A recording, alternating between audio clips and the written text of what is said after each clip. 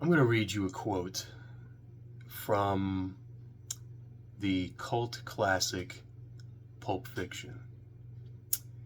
Now, it is famously a misquote. It's sort of a manipulation of Ezekiel. I'm not going to read the whole thing, but I'm going to read the first part because I think this matters.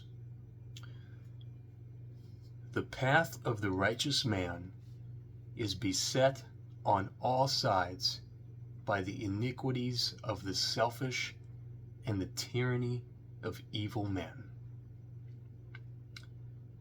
The path of the righteous man, you're basically surrounded by evil. You're surrounded by unsavory things.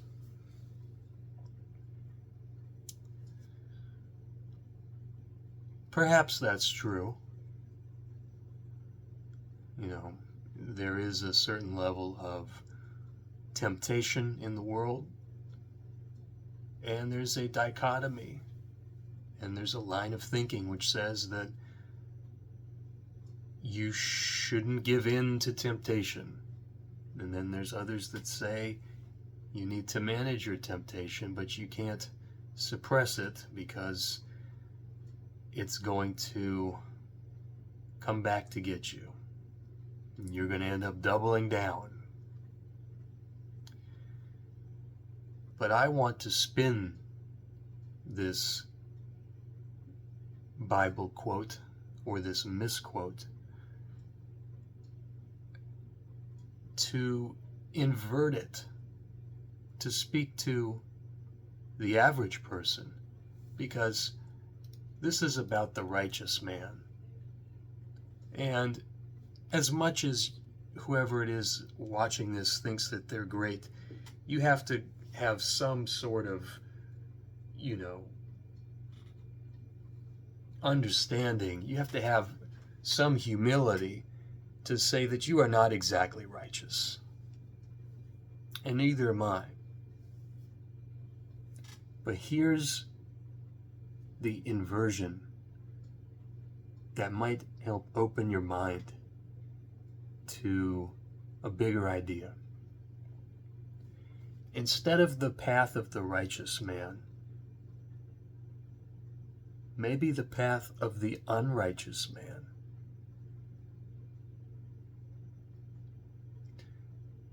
The path of the unrighteous man is beset on all sides, not by the iniquities of the selfish and the tyranny of evil men, but by the divinity of God and its ever-present harmony. If the righteous man is surrounded by evil, what is the evil man surrounded by? Ask somebody who is in the middle of internal strife or conflict, what are you running from? What is this person that says, I'm going to do it all myself? I don't need you. I don't need anything else. There's nothing else in this world except for me, and I'm going to do it my way. And that's that.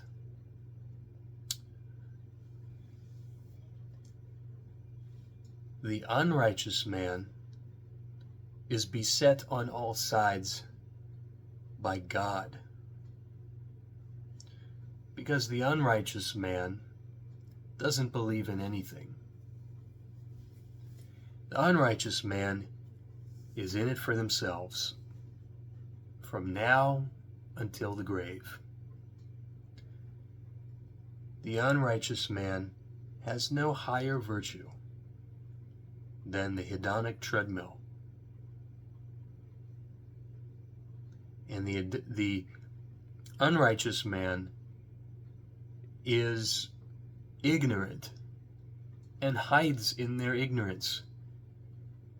Because the truth is, if you are the unrighteous man, you are surrounded on all sides You are surrounded. Every quarter is surrounded by God. Now, we don't need to take that in a metaphorical sense. Just look at the world. You've got how many billions of people that all proclaim to believe in something or another? Every part of the world preaching some version of inner wisdom and salvation. You can't get around it except to rely on yourself and your own ignorance. Now, I'm not saying that you need to believe everything, okay? It's not about that, but it's about having some humility to recognize when you are the unrighteous man, and when you have spent a long time running, turning away with a bounty on your head, ignoring and avoiding that which seems to not make sense to you, because you've made it not make sense to you. It's no one else's fault. It's easy to blame other people. I mean, that's the easiest thing to do in the world. Well, the reason things are messed up is because of them. The reason I don't believe in God is because of them. Because they're fools. They're gullible fools. And a lot of them are evil themselves. So that gives me a free pass to believe whatever I want to believe, even if it's out of alignment with your own internal sense of what's right.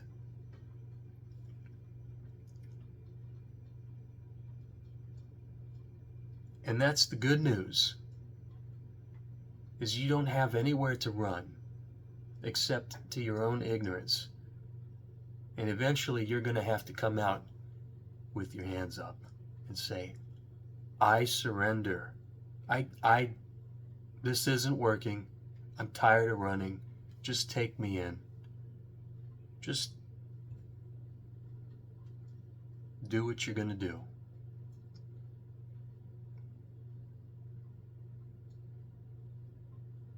And you'd be surprised what happens after that. When you stop running,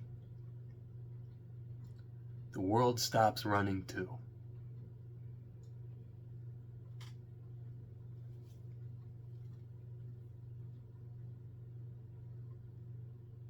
We forget that we are in motion, mentally, in constant motion, running away from what is, into what I wish. Away from what is into what I wish would be. And those wishes are usually self-fulfilling, ego-driven nightmares that if everybody wished that, the world would be exactly the way it looks now. Everybody fighting for the last scrap, the race to the bottom.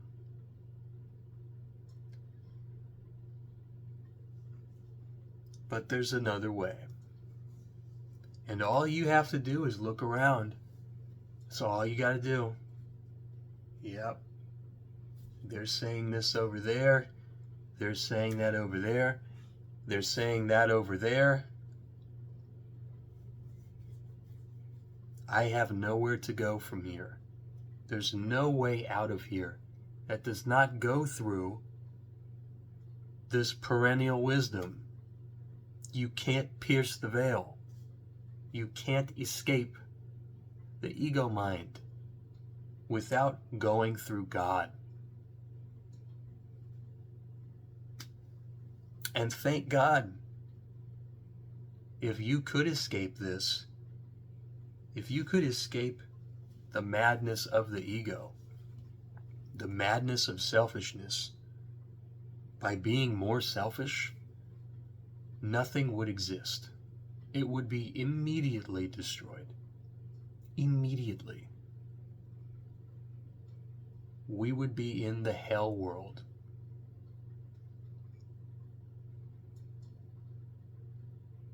But perhaps by divine wisdom, there seems to be almost like a system. I didn't make it up. It just intuitively feels like a system which says you can't get out of here, and your mind's not going to get out of here. But the essence that is you is not going to get out of here believing the crap you believe right now. Believing in the unrighteous ways of man. You have to drop it to escape. And that's brilliant. It's totally brilliant. And I'm not perfect by any means. I carry in me all the marks of the average man, all the shortcomings. But at least I recognize that. And I'm not running. I have stopped running. I don't need to run. Running just makes you tired. It's like the saying goes, you can run, but you're just going to die tired. And that's the truth. That is the truth. If you spend your life running, you're just going to die tired. And you'll gain nothing. So, that's a little bit of my wisdom for the day. My inversion of Pulp Fiction's Ezekiel quote. Just to illustrate that not all is hopeless. And that even though that quote is a misquote, and it suggests that the world is full of evil, and that the righteous man is doomed, the opposite is true. The unrighteous man also has salvation. They have a way out of the madness. They don't have to be the unrighteous man. You are surrounded by divinity. And there is something to be thankful for. Thanks for watching.